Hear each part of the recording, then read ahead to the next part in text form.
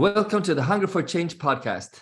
I'm very happy to present Judy Cho. She's a holistic nutritionist, author of Carnivore Cure, meat-based nutrition, and the ultimate elimination diet for optimal health. We discussed the carnivore diet, healing the gut, and how to incorporate this in your lifestyle.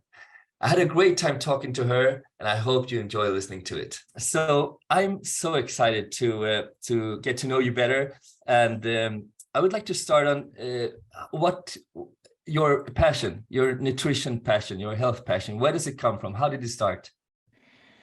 Yeah, so I was a management consultant for 12 years. I was plant-based. I got really sick. I landed in the mental hospital on New Year's Eve of my first son's, his first New Year's Eve. And they diagnosed me with major depression and an eating disorder. And they said that that would be sort of the areas I should focus on for healing. I went to an eating disorder facility and they taught me so many good supports of like thinking about what is causing you to turn to food or causing you to binge and purge and lots of other things.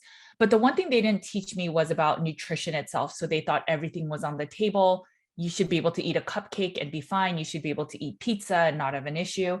And I wasn't fully getting better. And then I found the keto diet that helped a lot. I was still plant-based, but I was adding more fat. So it helped some, but it wasn't enough. And I heard about the carnivore diet. I heard it was, I thought it was so crazy. And I decided to try it out of desperation because I wasn't getting better and I didn't want to end up in the hospital again.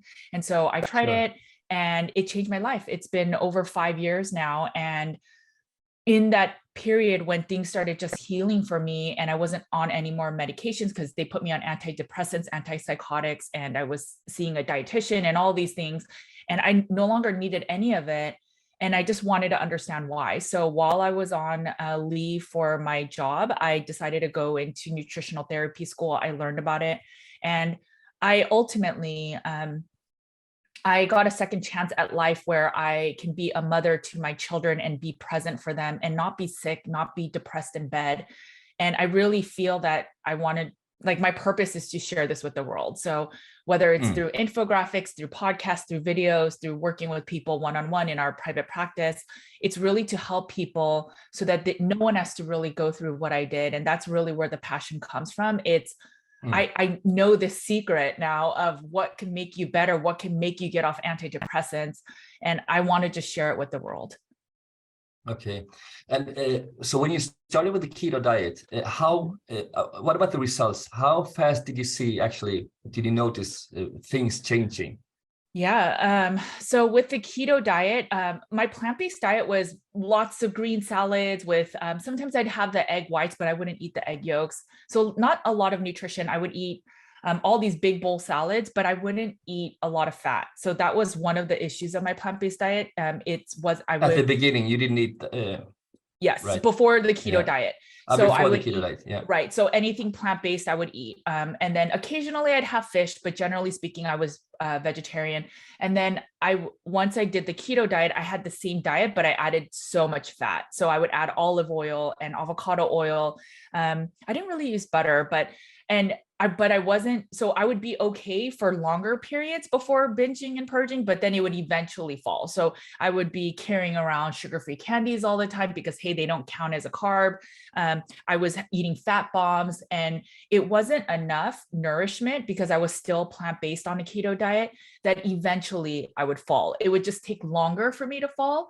And I definitely felt a little bit better because I wasn't having the blood sugar dysregulation from all the carbohydrates I used to eat, like breads and real sugar and ice creams. But it wasn't enough for me to heal. And it wasn't until I started eating meat, which had more bioavailable or more readily available nutrients and an array of meats that started helping me heal my gut as well as my mental health. So you promoted a carnivore elimination diet. Can you explain to me what is that? Yeah, so I work with some of the sickest people in our community. It's when carnivore doesn't always fully work perfectly that, all the incredible stories we hear online, but some people will say, well, I've been doing it for a year and my hormones are still messed up, or my stools are still loose, or something is not working. And so then a lot of people will come work with us, and we start with the Carnivore Cure's Elimination protocol. It's the book I wrote, and within the book, I explain why this diet is ideal and optimal for proper health and nutrition. And in the protocol, basically, we start with ruminant meats because most people can typically tolerate ruminant meats. That's like beef, lamb, elk.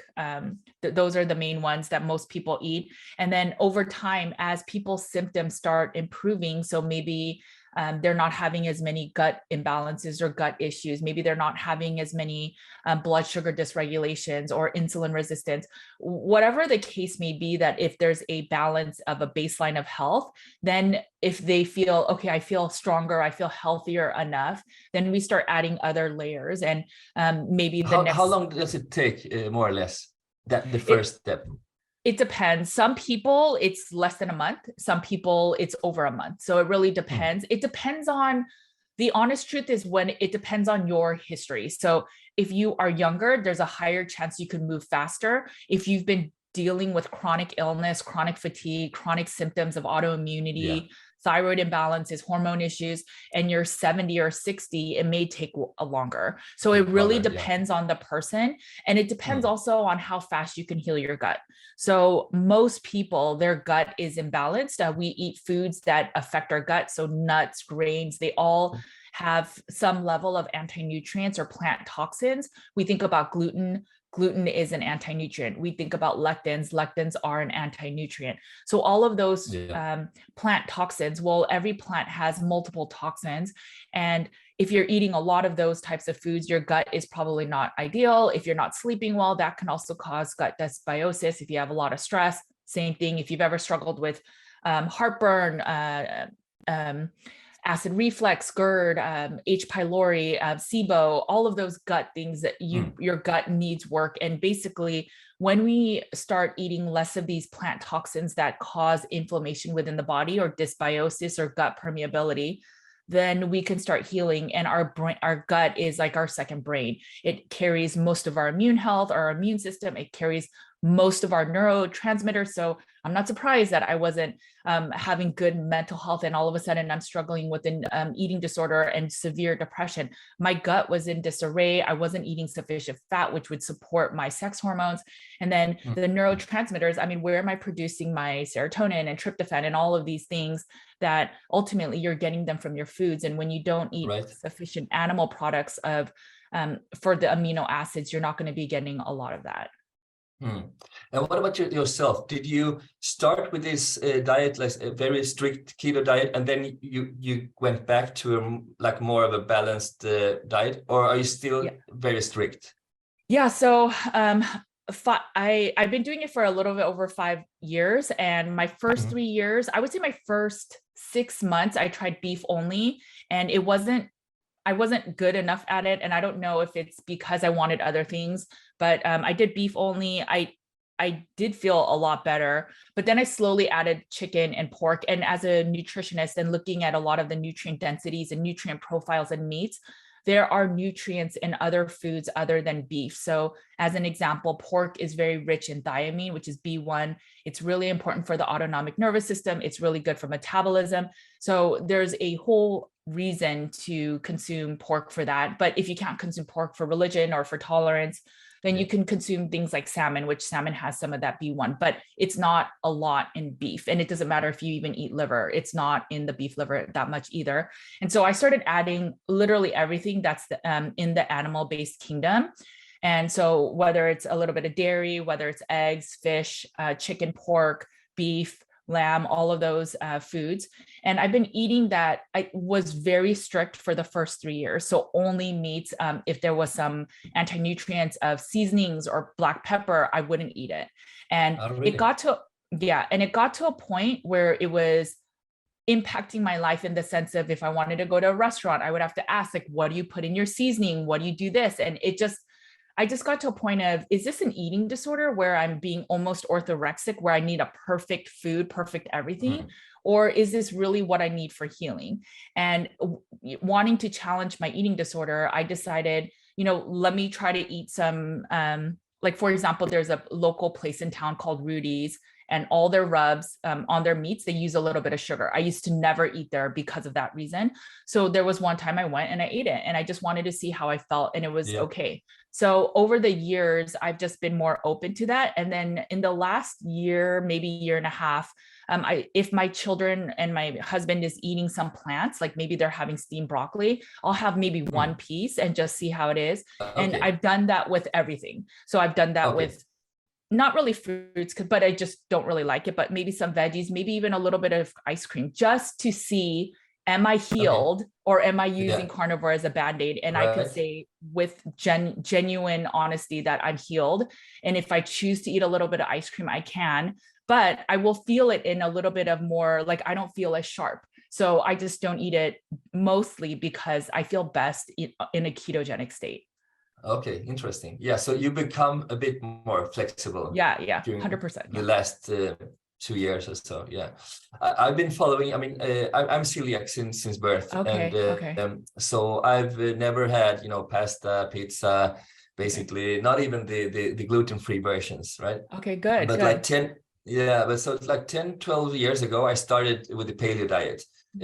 I was just curious at the beginning, and So I started to just avoiding sugar, and then to avoid rice, potato, corn, and I felt so much better, And then I became more and more strict and more paleo. And the last couple of years, I've become more carnivore. But so my diet now is like, it's carnivore, and I eat fruit and raw dairy. That's what I do. Fruit and berries. What would you say about that, the diet that I'm having now? Yeah, so it really depends on the person. I know people on social media always have these kind of dogmatic personalities, right? Like, this person in the carnivore space does this, that person does that. And I think for most of my clients, they have metabolic syndrome, insulin resistance. And so fruit is probably not the first thing that they want to include, but it depends. Like, you look pretty lean. If you're metabolically healthy and you're an athlete, or you're athletic, or you work out a lot, then maybe you can handle it. I honestly think I could handle a little bit of fruit too now, but before I was pre-diabetic. And so maybe now in 5 years, if I wanted to bring it in, but I also don't feel as good on eating fruits, and I've never done honey. So I've never done the honey stuff, but I know that when let's say I have a spoonful or like a half a cup of ice cream with my carnivore diet, I know the next day I don't feel as sharp as when I'm eating only meat. So if I know that there's an important deadline of work I need, or I need to be really sharp, I won't eat those foods. So I include them for flexibility, for variability, to just test my eating disorder. But generally speaking, we don't need those foods. And I think there's a spectrum for every single person. If you struggled with an eating disorder, maybe fruit is not good. So maybe an apple will turn into apple pie, for example. So that's where it really depends on the person. If you're metabolically healthy, maybe a fruit once a day or twice a day is not bad. I don't think this whole belief of eating like 10 fruits in a day is ideal for you. I don't think that's ideal for anyone. And I've had many people on my podcast that talks about certain fruits, the level of fructose, and how fructose causes basically the metabolic switch to happen, where essentially it'll turn on your fat storing gene of, hey, I'm storing fat for the winter. But if you're eating that all day long or all year long, you're gonna start gaining weight. And I agree. And then there's a lot of studies on that. So it's just, it depends. For every single person, I really think it varies. And, the truth is, most Americans are obese, and most Americans are overweight and unhealthy. So most Americans probably couldn't handle adding lots of fruit and maybe honey with their meats. But if the people that are healthy, that over the years have gotten better and they're metabolically flexible, then yes, maybe they can tolerate a fruit or two. But I think this notion that everyone should start there is wrong, because especially since I work with the sickest people, and I know that it does no benefits for them. I know. I know what you mean. And I agree. And the numbers in Europe, they're not much better than the US. I heard recently that 92% of the American people are metabolically have issues, right? And the numbers in Europe, I think they're 85, 86%. So it's really bad. So, and I agree with you. It's, I mean, to have 10 fruits a day, that's a lot. But if you do work out, which I actually do, I work out every day. So I feel that the energy that I get from the fruit is being burnt in some way or another before. And also I do try to, I've been doing intermittent fasting the last 6-7 years. So I don't have breakfast, basically. I have a butter tea in the morning, which I like a lot. And okay, so interesting. Let me say one thing. So I think the best way to know where you fall in the diet and how it's working for you is I use 5 measures of health, and I think that's the best way. So obviously your blood work is super important, but there's context to blood work. So we see mostly carnivore clients, and we see other people for other severe illnesses too. But generally speaking, most of our clients are ketogenic or carnivore, and there's blood work markers that differ, right? So our LDL going up in context is different for somebody that's carnivore versus somebody that's eating the standard American diet. You'll also see that our triglycerides are under 100 normally. I know it's not the same numbers in Europe, I think, but there's these things. So that's one. So having blood work being done often is good, but make sure to have it be read by somebody that's carnivore or ketogenic literate so that they know how to look at the numbers.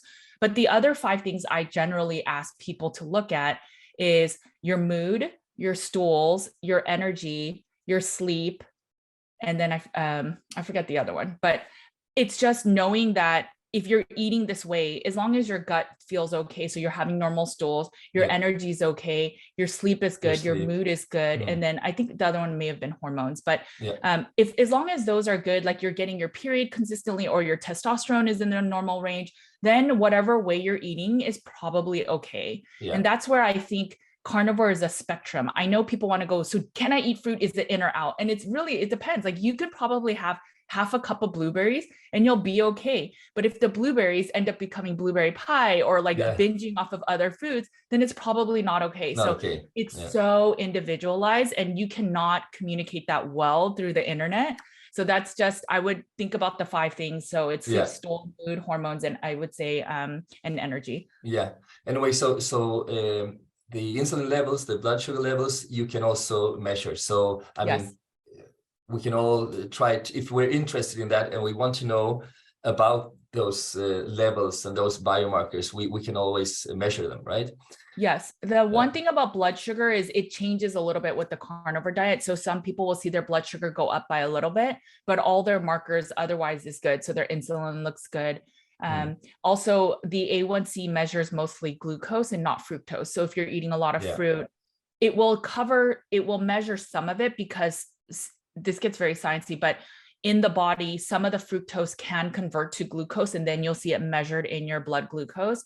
But when it's just in fructose form, your glucose or your A1C or your blood glucose will not measure it, because it's measuring a different sugar. Okay. Something actually that I learned recently is that the major part of the fruit that you're having, the fructose, basically the fructose, is not being converted into energy for the body, but is being eaten or consumed by the bacteria in your gut. What do you say about that? I don't think that's wholly true. I mean, I think some of it may be true. I don't know specifically with the gut, because generally speaking, I don't recommend people eating fructose and glucose, only because when I have clients suffering from candida, there's always a gut imbalance or a gut dysbiosis. And candida feeds off of sugar. So it doesn't matter if it's fructose or glucose, it could honestly be mold. But if you are eating any amounts of sugar, I think doing a candida protocol, especially if you have like athlete's foot or you have itchy head or, other symptoms of the candida rashes, then eating 0 sugar is ideal, calming the gut. And then if you still have candida, it could be mold. But generally speaking, it's not ideal to have too much fructose, because fructose, there's a pathway that basically tells your body to store fat. And so in that way, it will also down regulate your energy within the cells. And there's a whole, I did an interview with Dr. Richard Johnson, and he talks about all the mechanisms of how fructose, when your body tastes fructose, it wires the brain to eat more, feel hungry more often, and then also to store more weight. That's why bears right before winter, they eat so much fruit to get fat so that it'll sustain them over the winter. Well, we're not a bear and we're not in winter all day long, and we have fruit all over, right? So we're feeding our children like fructose drinks and juices, and then also breads, and then you're also feeding them fruit. So that's where it's just too much sugar. But I don't believe that fructose is just feeding the gut. It can feed the gut, but I don't think it's feeding only the gut. So that I would have to look into it a little bit more, but just from my understanding of fructose, that's not true. But there is a huge difference between fructose when it comes in the fruit, with the fibers, with the nutrients, and the soft drink, right?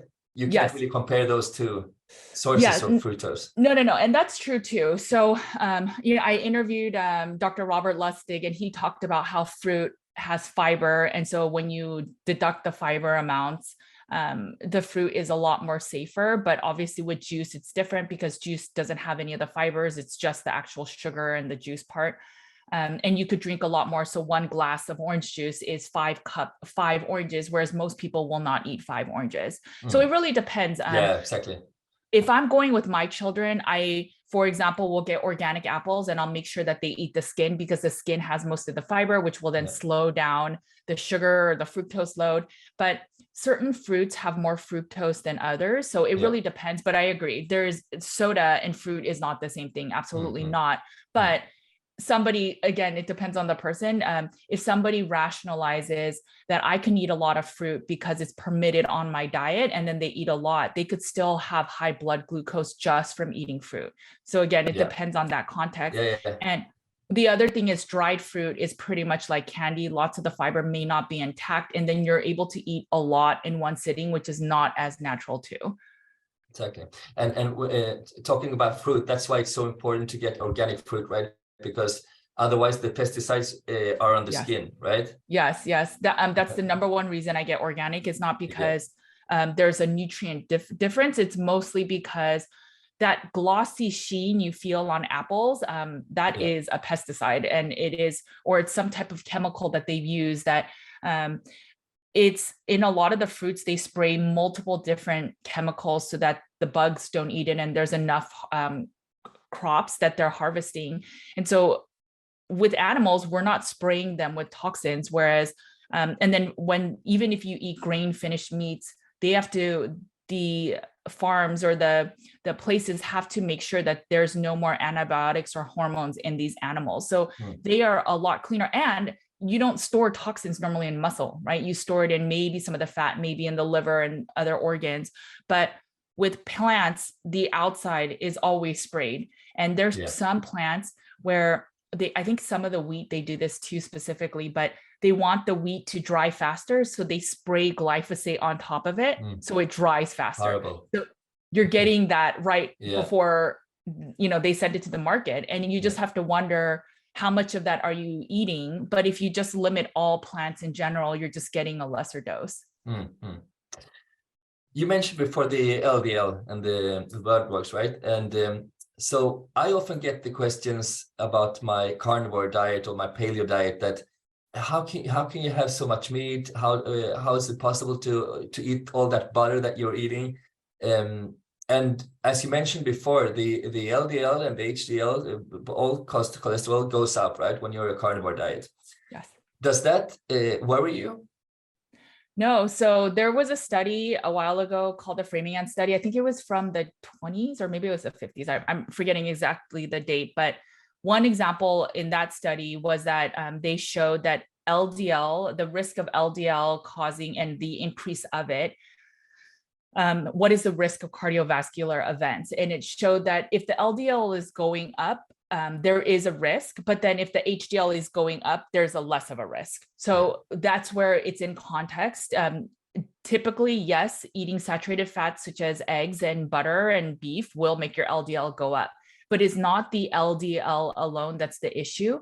So in context, there's a little bit of that ratio. And yes, so for most carnivores, the ratio is not an issue too. And the HDL going up with it, which it often does, then you're not having a concern. So I like to see the HDL around between high 50s to maybe 85. And the LDL, I mean, it could go up depending. And then I also like looking at the triglycerides. Triglycerides is the floating fat in your blood. And people that eat carbohydrates, their triglycerides are high. So generally speaking, the standard American way of looking at those numbers would be that anything above, anything below 150 is considered safe. Well, for the carnivore community, we consider anything below 100 to be safe. So there's these other markers to look at, and then you can look at insulin and A1C and C-peptide and other markers of inflammation, because the concern is that if there's a lot of cholesterol, that they're causing inflammation or can be around inflammation, and that can cause a cardiovascular event. But we are looking at the wrong thing. We should be looking at overall inflammation in the body in all areas. And so there are many also, yes, and blood pressure. Oh, blood pressure is a huge one. And so looking at all the other markers in context of the LDL matters so much more than just looking at the LDL alone. Right. I was listening to one of your podcasts actually earlier today. You were talking about the ratio. Was it you divide the total cholesterol? I think it's the total. I have to look. There's two ratios. So one is, I think it's the total over HDL, over LDL, or maybe it's LDL. I have to look. I think you said LDL, and then if it's below 4, then then you're good. Yeah. Something like so that. yeah, no, that's right. And then there's one with triglycerides, and I can't remember the exact ratios. I'll send it to you after this call so that you can at least maybe put it in the show notes or something. But so the ratios are really important to look at, because that's how they also look at cardiovascular risk. And sometimes I pull cholesterol markers or blood work for my clients, and their LDL is like above 300. And so for any just standard doctor, they might think that's concerning, but then you look at their CHD ratio risk and it's not high. It's not 4. So it's just, and I can't remember which of the certain markers, but so I just, there's always context to cholesterol. And so the other thing is, I did a lot of research on statins, which statins are, the medication that they give you to help lower cholesterol. And it's the #1 selling drug in the world, #1. Well, when I did research for it, it showed that out of 100 people that actually have cholesterol, like high cholesterol, it only helped one person of the 100 to lower the LDL. Right. No, not just lower, but just lower the risk of having a cardiovascular event. So of 100 people that already have high, and then there's risk of taking these statins. So it causes lots of mental imbalances. Sometimes people have more anger or mood issues, and then it causes a lot of muscle illnesses. So people all of a sudden feel muscle pain and fatigue. I know. And so there's these imbalances that people also don't talk about. And then the other thing is, of people that actually have heart attacks and cardiovascular events, only 50% of them have actual high cholesterol. So why do we think it's the cholesterol? I completely agree. And I was listening to this podcast with Peter Attia. He was interviewing an expert on this, and he was saying that he had patients, they had LDL on 700-800, something like that, but he couldn't care less. He said that they were in perfect shape, blood pressure, HDL, all the other biomarkers, they were excellent. So he didn't, that wasn't something that worried him. Right. So and I have a few clients like that too, where and I can't really speak to the full science of this. You would have to have Dave Feldman on or something, but there's hyper responders within the low carb community where they just maybe process through the LDL faster. And so their LDLs go up a lot more. But if you look at their triglycerides and their HDL and then all other blood work, they're perfectly fine. And the thing is, if you go to a standard doctor, they will say, oh my gosh, your LDL is so high, you need to get on a statin. But again, it's just, there's more context to it. Of course.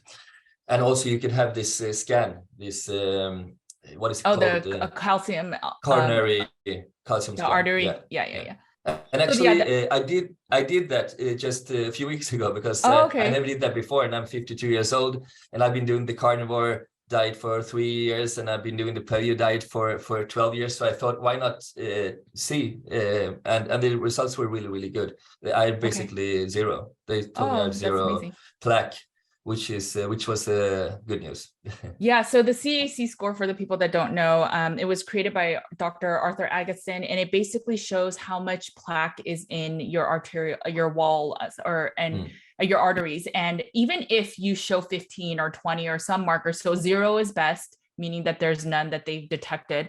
But if you even have 15 or 20, and there's some people that do, it's just a snapshot in time that it was there. There's nothing you could really do much about that's there. And the goal is then that you don't do anything in your lifestyle to make it worse. So I think Dr. Agatston recommends going in every couple years to or maybe it was like 3 years, and just test again.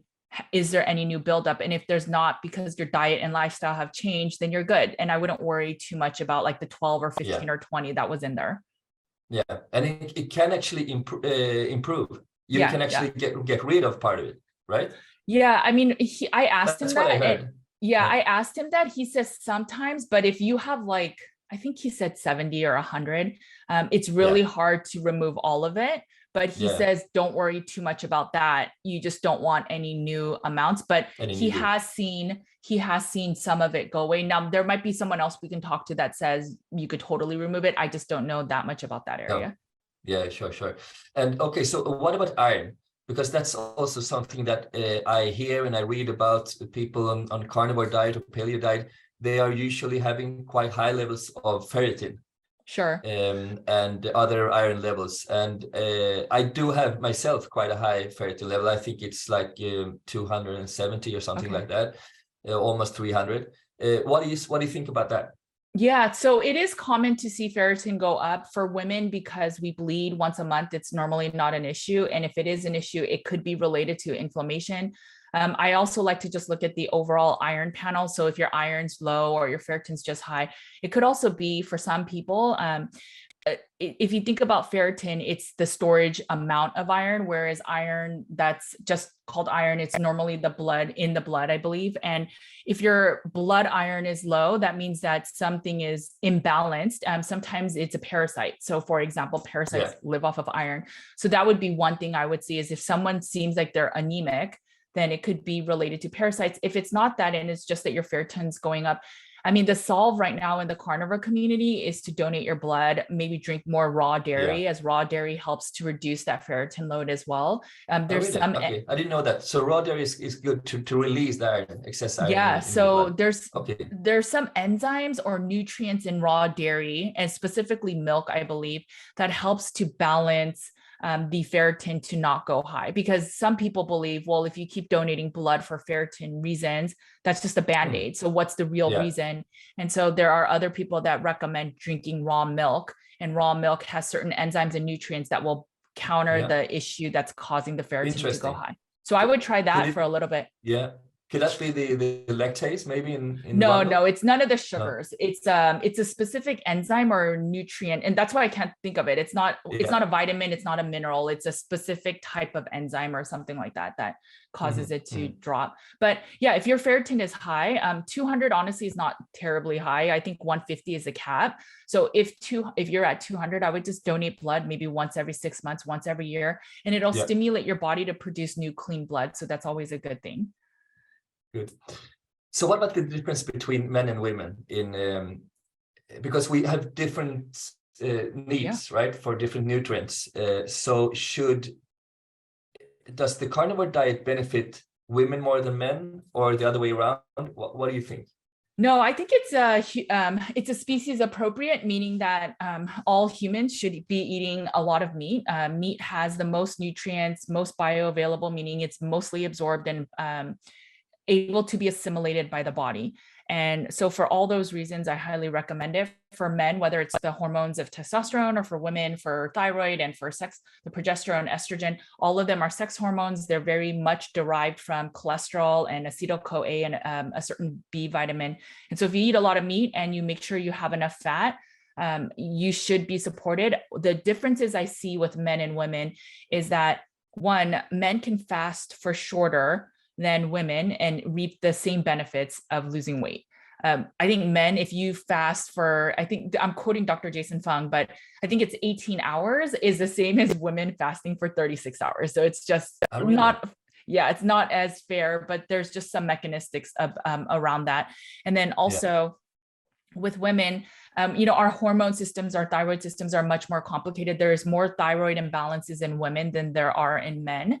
And a lot of that is derived by the endocrine system, which really is supported by eating sufficient fat, having good salt and hydration, and the B vitamins. So I think for every male or female, I think there's a mistake where some males will eat insufficient amounts of fat, and the fat, the testosterone is provided by having sufficient fat.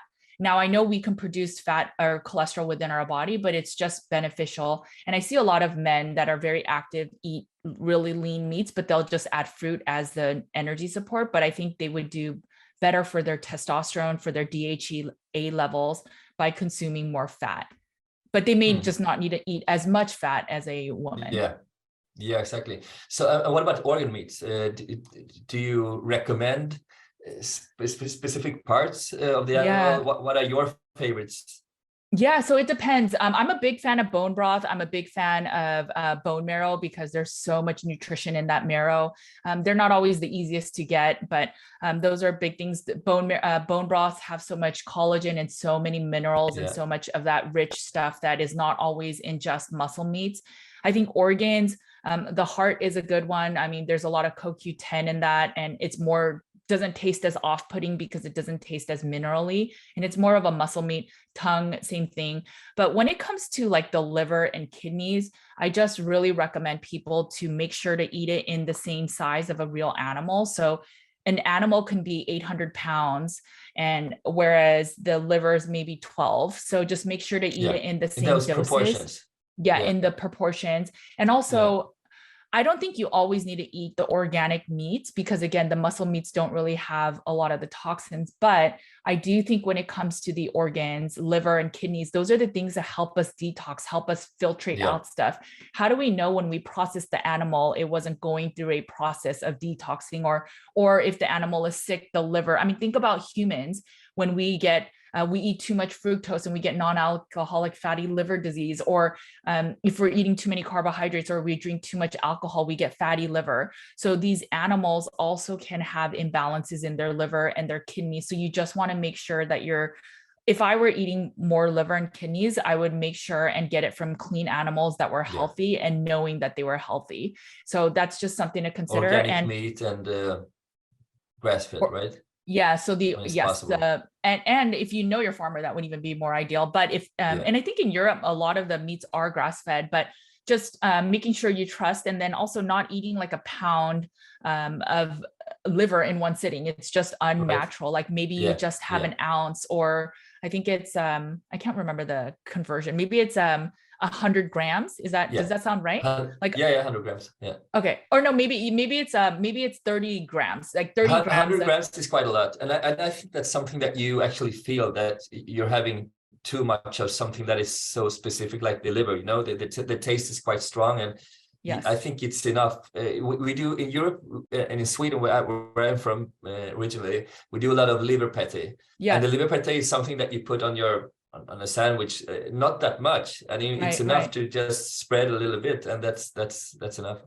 Yeah, and I think that's in good proportion. So I think it's 30 grams. So I think 1 ounce is 30 grams. So, but I really think also there are risks of too much nutrition in liver, and there's and vitamin A specifically, and also copper. So it's just find the balance that makes sense for you. But I think eating the real food form is the best. So I know there's a lot of people that take supplements or capsules or some other thing, and you're bypassing our whole body has a very strong communication tool. And when you eat something and you really, really dislike it, maybe you like liver the first ounce and it tastes good, but then you eat another bite the next day and it makes you want to, you don't feel good and makes your stomach turn. Then it's a sign that you probably don't need the nutrients. Your body. It's important to listen to your body, right? So what about losing weight? Is the carnivore diet something that you would recommend? Yes. If that's your goal, I mean, your objective is to lose weight. Yeah, so I think when you are obese or you have metabolic syndrome, absolutely. If you have been under eating your whole life, so let's say you're really thin and you've been under eating your whole life, and maybe you're amenorrheic, meaning you don't have your period or your period is not consistent. If you all of a sudden try to eat the right amount of meat for you on a carnivore diet, there's a chance you're going to gain weight. I was very thin when I was plant-based, and I gained some weight on carnivore, and like, this is me gained weight. But for some people, that's not okay. So for some women that are really, really tiny, that's not okay. But the question is, well, you were malnourished before. So that's where I just like to be super candid. But for most men, I feel that most men, as they work out, as they start eating healthier, and then they start incorporating more things because they have more energy and they're sleeping better, you see people start to get six packs and they never had that before. So yes, absolutely, people can lose weight and have a nice physique, but people also work at that too. So they'll go to the gym more and they'll be more active. But when you take care of your nutrition, which is like the baseline, then it bleeds into everything else in your life. So you have more energy, you have a better mood. So now you want to socialize more. And so you have more connection, and you're able to sleep better because your sex hormones are more balanced and your blood sugar is more balanced. So yes, but if you are severely anorexic, I still recommend carnivore because it will finally give you the nutrition you need. But people like the people that may be anorexic, for example, they may gain weight, and that's okay because they're already at a weight that they shouldn't be. Yeah, exactly. So actually, so what you're saying is that the carnivore diet can help you both ways, right? It can normalize your weight, right? Yes. Yeah. And what about vegetables? Are they not necessarily necessary at all? Because you don't eat vegetable, basically. You told me you can have a piece of broccoli, but I mean, what you're saying is that they're not really necessary for us. Just from my research alone, I don't think you need vegetables. And I know, I mean, I literally in my book, I talked about all the things that people think about. So whether it's fiber, whether it's antioxidants, whether it's eating the rainbow. So I mean, we could knock out some of those. As an example, with antioxidants. So the reason we want antioxidants, right? So that rich blue color in blueberries is if we have inflammation in the body or oxidation, or, you know, these cells that are not doing, they're kind of going crazy because they're not balanced. These antioxidants are supposed to kind of take care of those. Well, if you're not eating a lot of foods that causes this oxidation, why do you need that many antioxidants? And I talk about how even if you eat too many antioxidants, it can actually become pro-oxidants, which is basically they start to create oxidation even in the body. So, but if people are still afraid of antioxidants, you could have salmon. That red hue color is an antioxidant. I think taurine is another one. So animals do have antioxidants. They just don't have as much as, like, say, blueberries. The other thing is, we think about eating the rainbow, and I argue that when it comes to the plant-based foods, if you think about broccoli, kale, kohlrabi, cauliflower, mustard, they're all from the same plant. So humans made all these plants, yet we say eat the rainbow. So if a dietitian saw all those plants on your plate, they would think you're great, you're eating a rainbow, but you're eating the same exact food. Now, sure, they're modified and all these things, but it's just, it's a very human created thought to say eat the rainbow of plants. I mean, just 200 years ago, people did not have access to all these plants that we would be eating. And then finally, we're not thinking about the anti-nutrients. So that's, again, the plant toxins, where I know for kale, for example, we think it's a superfood, or even spinach, which has a lot of iron. But when I went in for my first OBGYN check when I was pregnant, I was eating a pound of spinach a day. And they told me, which is 16 ounces, and they told me that I was anemic. So I should have learned then that I'm not absorbing the iron. So it has to get converted into the version we can use. And there's so many of that. Bioavailable, right? The iron. Right.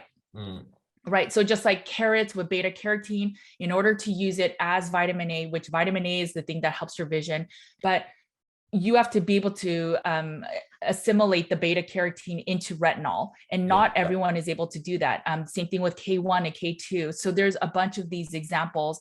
And so when you think on the nutrition facts, it says this is how much iron spinach has. But the question is, how much of it are you really absorbing? Exactly. And do you actually absorb? Yeah. Right. And there was a recent thing that the environmental working group came out with, showing that kale has all these heavy metals, because kale, if you think about all the leaves, lots of water gets stuck in it. So as they're going through the chemical processing, even if it's organic, they still use some type of chemical to feed and fertilize the soil and also ward off of bugs, but they're organic. And so they have found that a lot of kale accumulates lots of heavy metals because of the leaves and the way that they're designed. And so it's just, again, it's how do you know that the plant is really that good? And even if we talk about proteins and amino acids, we need amino acids in the specific 9 that are deficient in our bodies. Well, when we eat plants, we say this has like soy or green peas has so much protein, but if you look at these specific amino acids, they're missing 1 or 2, and so they're not complete. And these are the things that are not listed on nutrition facts or told as a plant-based nutritionist, these truths that, and then you wonder why vegans, when they're 60, 70, they look so frail, and it's because they're malnourished. So avoiding anti-nutrients and avoiding the plant-based food out there, do you think it ever gets boring to be a carnivore, avoiding all that you're avoiding? I think it depends on, for me personally, because I mean, spices, for example, spices, herbs, and all of those that adds flavor, right? You avoid them all. Black pepper, chili. Not as much now, but if I'm the one cooking, I still just use salt. So, and it depends. I mean, I will go with how I feel, but I also know that sometimes if I use herbs, like if I use garlic for an example, I get a little bit more bloated than if I don't use garlic, and I can tell immediately. So, but garlic is very, very flavorful. So you just have to find that balance of what is worth it for you. I think get to a baseline of health, figure out what makes you feel the best. And then from there, you have to decide, if I add garlic back, do I feel still good? And even if I have a little bit of bloat, if I feel generally okay still, then maybe garlic's okay. And that's where everyone, when they do the reintroduction, if you go through the whole Carnivore Cure protocol and you do reintroductions, you have to figure out which plants you want to keep in, which plants you want to add back. And especially if you go on a holiday, what is worth you eating, right? So I believe that people should heal enough and get to a place where if it's their birthday and they want to have cake, that they can handle it mentally. And then second, they know they won't feel as good. They'll have a lot of sugar in their body, but then the next day they continue on and they eat as clean as they can. And I think that is ideal eating long-term, but people have to work on so many different things to get there. Yeah, sure. What about alcohol? Do you drink alcohol? So I was nursing my second son for 5 years, and I was carnivore the whole time, or like the last 4 years. And so I didn't drink because I was nursing. I was breastfeeding him. And so now I don't. It's been, I was either pregnant or nursing my 2 children for the last 8 years. So I just didn't. That is 8 years. Okay. So I could if I wanted now, but I've done a lot of research on alcohol too. So it's like which ones do you want to choose, right? So sometimes I'll drink a water out of a water bottle, which is not ideal too. So it's like, I'll drink the water bottle sometimes, but then I won't have the alcohol. So it's that trade-off of, just finding that balance. If people enjoy alcohol, just make sure you hydrate after, make sure you eat it with food so it's not hitting your liver so quickly, and make sure you're not drunk before going to bed so that you can get restorative sleep, and then try not to drink it every single day. Yeah, that's super important. The sleep actually is what makes a lot of people actually avoid alcohol at the end. I have several friends that they stop drinking, even like a beer or a glass of wine before for dinner, because it makes you sleep. It affects their sleep. It affects the sleep. Yeah. So what about sorry. No, go ahead. Yeah, I was curious about the carnivore diet when it comes to treating autoimmune diseases like Hashimoto's, for example. Yeah. So what are your thoughts on that? Yeah, that's the majority of people we work with. They always have like 1 or 2 or 3 autoimmune illnesses. Maybe they don't have an autoimmune, but they're struggling with something, environmental illness like Lyme or mold. But autoimmune is pretty much, it starts in the gut. So if your gut lining is breached, let's say you're eating foods like nuts that are kind of ripping the endothelial cell or the lining of your gut. And so there's this fine line that protects that allows nutrients to go into your bloodstream so that you can feed your body. But that also signals to your immune system that's right by the lining that, hey, there might be an invader coming in. And so these immune systems, like 70 to 80% of your immune system is in your gut for this reason. So what happens is your immune system will attack these foods to make sure they don't come into the lining. But over time, if your lining gets breached, food particles, and maybe it's not digested well because you don't have enough stomach acid, it starts leaching into your barrier, gets into the bloodstream, and your immune system starts tagging it as this protein from maybe it's a peanut you ate. This protein is an enemy, and anytime you see it, attack it. Well, the thing is, there might be a protein in your thyroid that looks very similar. And so on accident, your body will now start attacking your thyroid, or now start attacking other things. So if you are struggling with an autoimmune, it's some part of your body, your immune system is attacking some part of your body.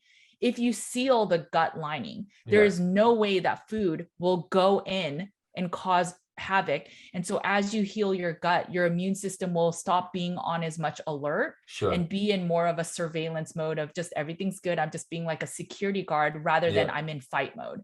And so, you can seal it with the carnivore diet. That's what you're saying. Yes. And as you heal the gut, and sometimes you might need probiotics, sometimes you might need digestive enzymes, but I have seen people's antibody markers of thyroid, so like the TP, AOB, those markers go down because of the diet is improving their overall health. Yeah. And what would you say are the most common enemies? Is it gluten? Is it lectins in forms of legumes? Or what? I would say the biggest culprits are oxalates, lectins, and phytates. So those are all in mostly nuts, seeds, sometimes squashes. Squashes has a lot of lectins, so it really depends. I think for gut function, lectins are the worst. So you just got to see, you would have to just look up a list of what are lectins or what foods have legumes lectins in it. Basically, right? Legumes are there. There's certain plants. It's more than just legumes though. And then oxalates are in like dark chocolate, almonds, turmeric is really high, leafy greens. And then phytates are in a lot of things, but mostly grains and seeds and nuts. So if I had any choices in a perfect world, I would say try not to eat nuts. If you're going to eat nuts, the safest one is probably macadamia because it's mostly fat and not protein. It's the proteins in the nuts that cause a lot of the issues, and maybe some of the carbohydrates, but macadamia has very little protein, so it's mostly fat. And then if you were to reduce most of the grains, and if you just reduce a lot of the packaged processed foods for most people, and like the added sugar, the carbohydrates of grains, and seed oils, like these would be advantageous for people trying to heal. And that way you can heal your gut, right? You can seal your gut. Because think about it like this: every time you're eating, it's either a friend or a foe. And every time it's a foe, it's causing inflammation in your body. So if you eat less foe-y foods, you have less inflammation. And so less of your immune system has to attack your body. And that's the simplest way to think about it. And it's so simple. Really simple. Yeah, it's simple. So I've seen that you involve your family, your sons. You have 2 sons, right? Yes, I have 2 boys. 2 boys. So what are your thoughts on the paleo diet or carnivore diet when it comes to children? How easy is that to implement a carnivore diet because the kids are going to friends, or they're at school, or how do you manage that? Yeah, so my kids are not carnivore. There was a period I tried to make them carnivore, and it just was very difficult on our family because we would go to birthday parties, and then they felt very, at a young age, you just want to feel connected.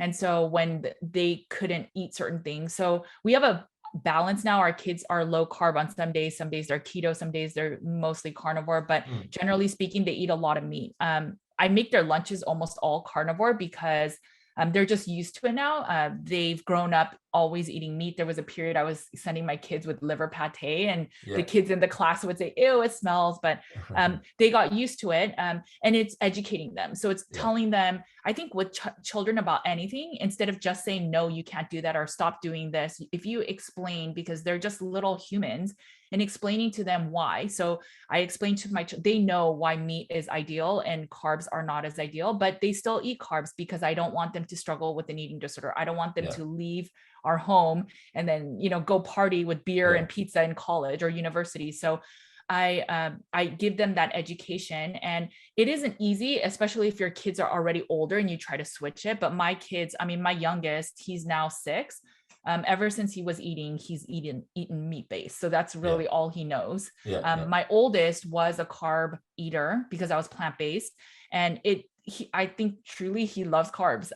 So there's this fine balance. And I say, okay, eat the meat first, eat the fat first, and then you could have like one carb. What would you like? And on birthdays, I would still let them eat the pizza and cake. But if they feel like a tummy ache, we have the conversation. It's probably because of all the junk you were eating, right? And so it's a fine balance. I never want my children to have an eating disorder like I struggled with. So, but our children need the fat and the proteins because that is what helps grow a healthy brain. Yeah, totally. I have 4 boys myself, and and the oldest, he's 16 now, and he loves meat. He's he's such a carnivore. but the Lucas, he's 14 now. He loves carbs. He's a carb lover. And but still, I give them like cheesy snacks to bring to school, and their friends, they just love their snacks that my boys take to school. Right. So they but I remember when I was a kid, I was being celiac, and when in the 70s there was like I think it was 1 out of 1,000. So it was really something really odd. And when you're a kid, you don't want to be different. So it was I struggled for a few years, and then I accepted it, and it got better. And so I think when you grow older and you realize that you haven't had gluten when you're a kid, that's such a gift, But when you're a child, you don't really see that. Yeah, of course. And that's that balance, right? So as much as my kids know that cupcakes and pizzas at a birthday party isn't good, they want to just fit in. And so it's just that fine balance of, so I won't say, go ahead, eat whatever you want at the dessert table. I'll say, fine, pick 1 or 2 things, and maybe one we'll take home.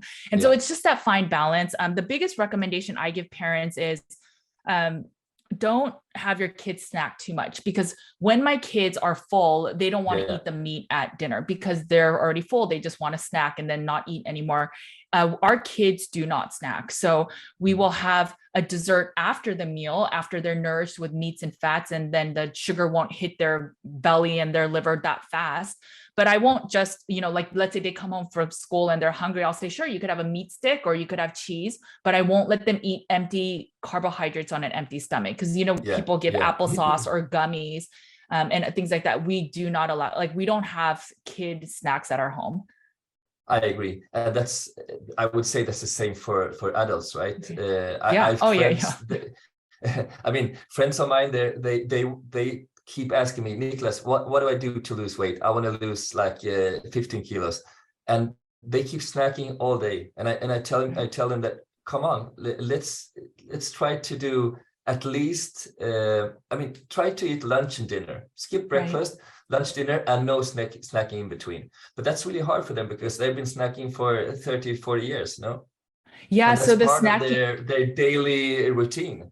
Right. And the thing is, a lot of times the snacks have less nutrition. But then by dinner or lunch, you're not as hungry because you've been snacking. But the worst thing is that every time you snack, you're giving a glucose response and then insulin. Exactly. So you're going the glucose insulin response, then it'll make you hungrier more often. You'll be more, the more you tap into glucose and using insulin, and over time, if you have blood sugar dysregulation, it impacts your mood. It causes you to be more tired. You're always either needing a snack as a pick-me-up or you need a coffee as a pick-me-up. And so it's just, once you fuel the body the right way, and then once you're finally hungry for lunch, you can eat a full steak and it's good for you and it tastes good. But if you're snacking all day, a steak doesn't sound as good. No, totally. Yeah. Okay. So one last question. Sure. I was usually when you talk about the carnivore diet, people do like the idea because meat, seafood, that's something that most people like. The only thing is that it could be expensive. So what would you recommend for like people, they're in a budget, they want to be able to eat all these, steaks, fish, seafood without spending a fortune? What would you recommend? Yeah, so I in the States, typically all the grocery stores sends out a periodical for sales on certain meats on a Wednesday. So then if you look at that, you can save, and then maybe get a freezer chest so you can save meats that are on sale that you like. Other than that, I would recommend, like, you can eat pretty cheap sardine foods or canned foods of fish, and they're decent quality for not that much. So you can eat like canned sardines or maybe canned salmon, and just make sure they don't add anything else other than water and maybe salt. Those are not too bad. But a lot of the ground meats, those are also economical as well. I think in the UK they call it mincemeat. I don't know what they call it there, but okay. Yeah. So that's also economical. But the biggest thing is either the way that I do it is either I will work with the farmer and I'll order like half a cow, and then I'll get the half a cow, and then we'll put that in the freezer. I also shop the sale. So every Wednesday, if there's a certain cut of meat that we like, either pork spare ribs or like a ribeye or some type of fatty meat, we'll buy a bunch of those and we'll store it in our freezer. And so then the next week, if nothing is on sale, we won't eat those meats. And we try to be economical with that because it is expensive. It can be expensive, but you have to think about, if you don't use as many seasonings, or if you're not snacking as much, or if you're not drinking all these other drinks, you actually save money over time. And then you're not taking possibly medications, right? You're not taking allergy medications or heartburn medications because you're not experiencing these things. So in a overall health perspective, you're probably saving money, even though like a pound of meat can be expensive. Yeah, I agree. I mean, because basically carbs drives hunger. You get more hungry, right? Yeah. But when you eat, like as you said before, bone broth, for example, with a lot of collagen, healthy fats, right? That's very satiating. So I totally agree. It doesn't have to be more expensive. It could be actually more. It could be cheaper. Right. Yeah, no, exactly. I think it is cheaper if you consider all things. So if you think about, I know a family will say, but I can feed my kids a sandwich with like one piece of deli meat and a cheese, and it's like 50 cents for every child or something. But if you think about in the future, like if they have to go to the doctor because they have eczema, or you have to buy eczema cream, or if they have allergies and hives, or if they miss a day of school, like what is the cost of you not working? And we don't think about all of these things. I mean, you cannot put a measure on health, but you can find deals. I think maybe in Europe, it's working with farmers and seeing better deals. I mean, you'll also get higher quality meats too, but just figuring out what makes sense for your family. For us, it's doing this sales on grocery stores, but the freezer is a big save for us so that we can have all this extra meat and not worry about running out. Yeah, and the nose to tail concept, I mean, I love it. I actually, the most expensive parts, like what is it called, filet mignon, or the tenderloin, or what is it called? Well, in the so US? in the US, it's the ribeye. That's probably one of the most expensive. Yeah. I mean, but I mean, I just love the sweetbread, for example. I love to do bone broth and the parts of the animal that are not expensive at all. Yes. So it doesn't have to be expensive, right? Yeah, I mean, just the other day for my family, I use a tougher meat, so it's not, you can't really eat it as steak. I just put it in bone broth for a like day and a half. Cooker, right? I put it in slow cooker and we ate it that way. And then today in their lunch, I just made it a stir fry, the rest of the meat, because it's like now it's soft and you could just pull it apart. Exactly. It's just that's amazing. There's always I options. love that kind of, totally. So thank you so much, Judy. Where can people find you? Yes. Thank you for having me again. This was fun.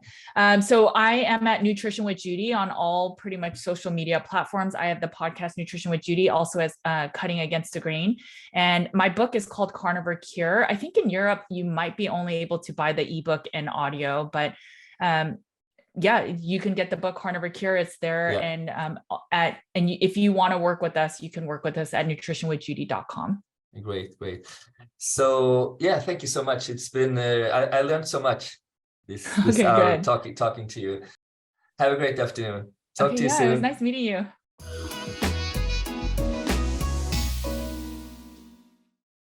Thank you for tuning in to the Hunger for Change podcast. I learned so much from Judy, and I hope this conversation is valuable to you as well. I also wanted to take a moment to talk about Naturally, my brand of healthy food products. At Naturally, we are on a mission to change the world through what we eat. This is why we worked so hard to make products that are delicious and also good for you. They're all gluten-free and have no refined sugar. My personal favorites are the cheesy snacks, chocolates, and cacao hazelnut spread. We also have kale chips, granolas, nut bars, nut butters, and protein powders, as well as many cool snacks to be released this year. At the moment, Naturally is only available in Europe. You can head over to our website, naturally.com, and it will take you to our online store. If you're in Italy, Portugal, Germany, Poland, France, the Netherlands, or Sweden, you can find them in Amazon. Search for Naturally. I will leave all of these links in the description anyway, so that you can find them. Thank you so much for listening, and stay tuned for the next episode.